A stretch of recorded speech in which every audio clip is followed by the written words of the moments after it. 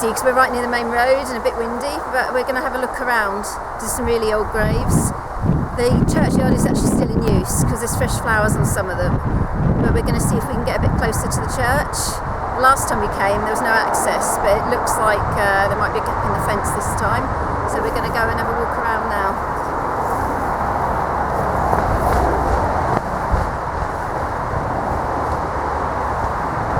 This part of the graveyard is really old and overgrown, and they don't seem to be tended anymore. There's a really pretty one here. It's died February the 6th, 1898, Alfred James. He was only aged 41. And Mary Ann, beloved wife of the above, 1912, aged 54. This one says, in memory of William Jenkins of the Red Houses, who died July the 19th, I think, 1883, aged, is that 87? I think it's 87. We can see if we pan round, this part of the graveyard is really, really overgrown. There's some there behind the blackberries and the brambles and you can't even read them. So I can only assume that all the relations have moved away or passed away. Can't see the writing on that one, and there's one there totally obscured. The one at the far end looks quite modern, but the brambles have just got really bad.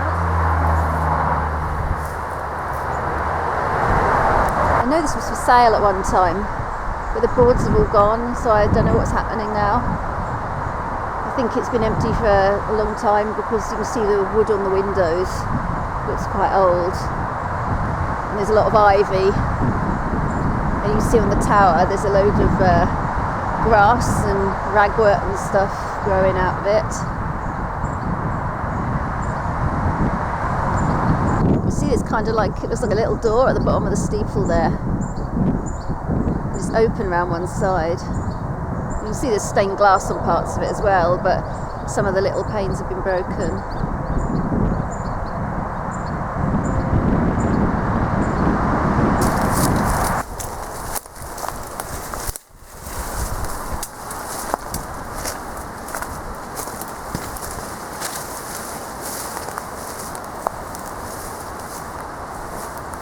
Okay, so we've accessed around the back of the church.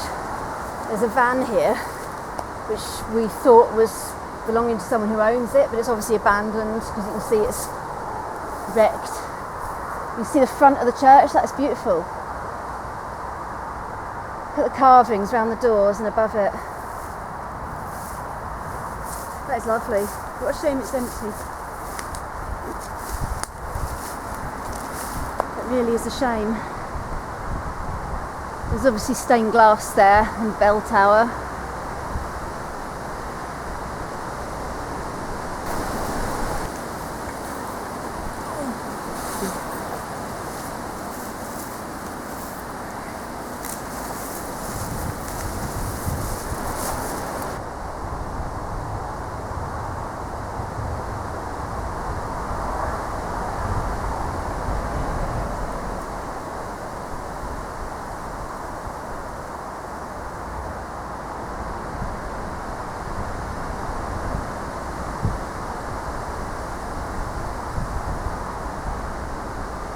A bit windy, so I don't know how well you can hear me.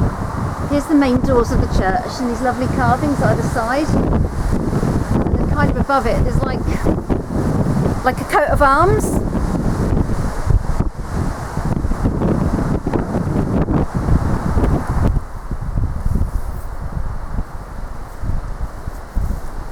Hey, look at that cool head. It's like a knight in armour with a visor on.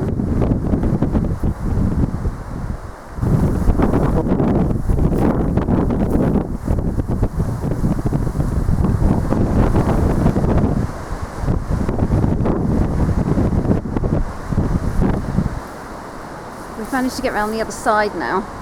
You can see the stained glass is hanging. You can actually see that moving when the wind's blowing. The stained glass and the leading is actually moving in and out in the wind. You can see it flapping at the top. There's also some really old graves behind us. We'll try and have a look at those in a minute. As I said, it's all fenced off, but with barbed wire, so I don't know who it belongs to. There doesn't seem to be anyone around apart from some dog walkers.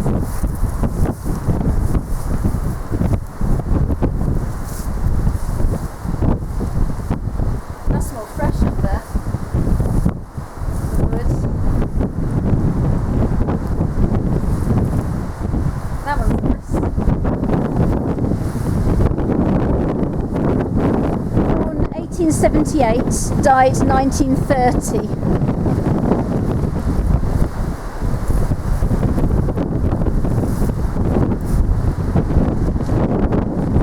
Those windows have actually been bricked up.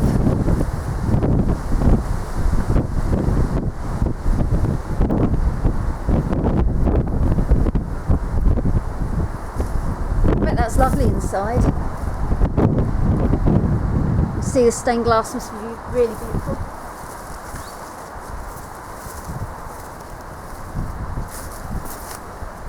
What's that thing? It's kind of got a hook. Is that fixed, or has it come off the top of the roof? Fixed.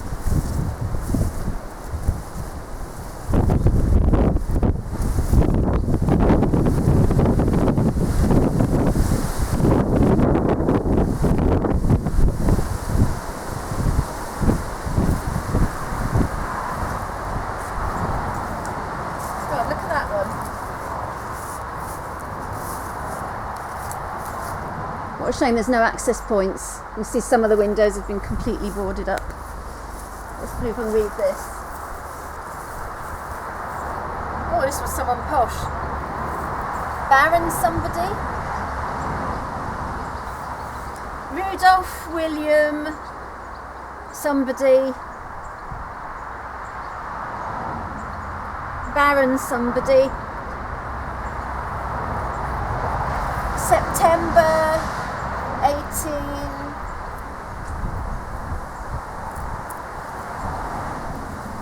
I think it says September 1888.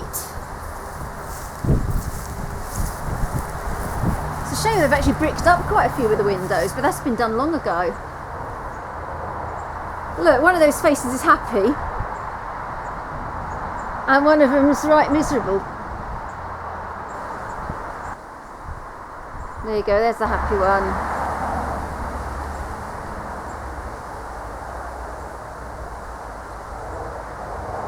And there's a miserable one.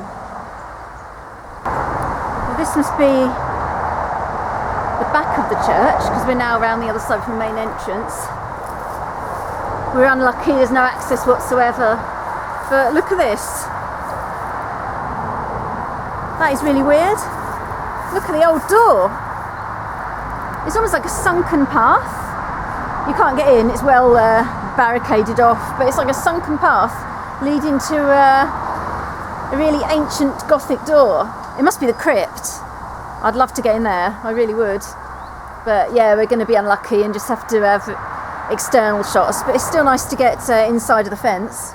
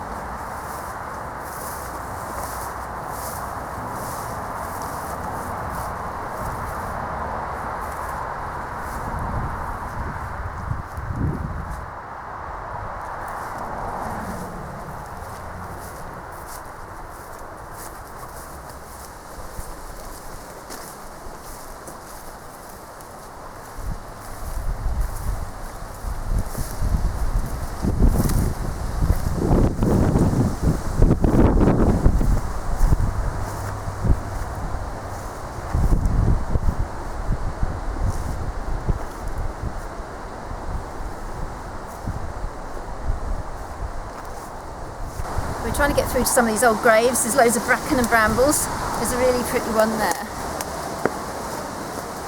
Is that marble? No, maybe not. I don't know how many we can see, but there are loads of graves here. It's totally overgrown.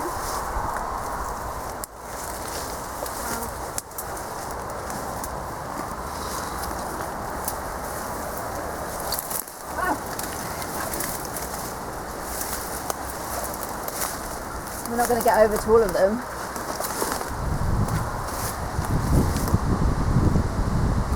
John and Elizabeth Evans, May 2nd, 1891. There's kind of some grapes at the top on the picture. It's funny, some of the graves, the newer ones they're in the area that isn't fenced off and they're still tended, and then these ones, where there's obviously nobody to look after them, are totally overgrown. There's an old oil tank there for some reason. I hope we're not stepping on any people.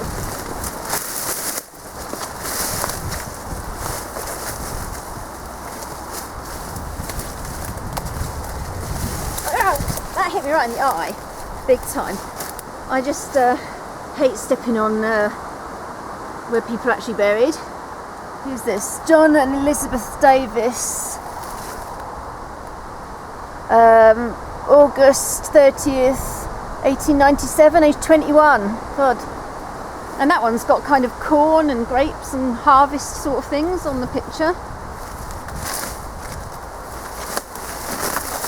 Trying not to step on the dead people.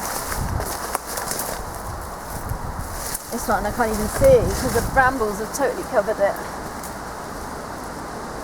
1898, there's a lot of 1898. 41, Arthur Auker, is that? A-U-K-E-R? Oh, they're quite young as well.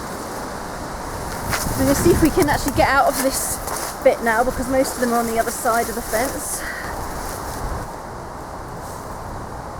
This was Thomas William Osman, 1908, age 53.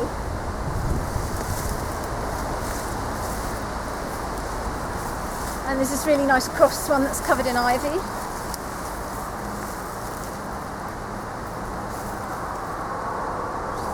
No, it's unreadable. Oh, there's loads of thorns here. Going to walk across now, and there's a poppy on that one.